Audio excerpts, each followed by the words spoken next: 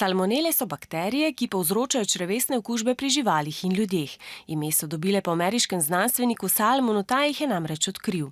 Najpogosteje jih vnesemo v telo z okuženo vodo ali hrano. Najdemo jih povsod v naravi in so zelo odporne. Preživijo lahko skoraj 4 mesece v vodi, več kot 9 mesecev v prsti, več kot 2 meseca v odpadkih, 2 leti v suhih iztrebkih in leto dni v piščančji drobovini.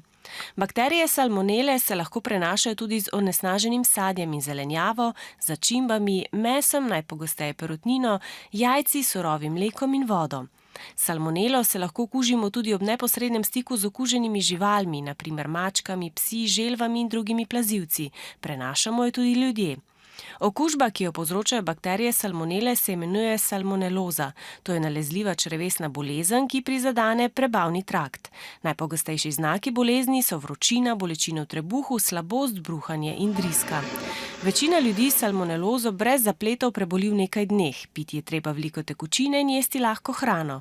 Včasih pa morajo zelo majhni otroci, starejši in kronični bolniki zaradi nje tudi v bolnišnico. Če želimo preprečiti okužbo, si moramo temeljito umivati roke, še posebej po obisku stranišča in parka, kjer se igrajo tudi hišni ljubljenčki.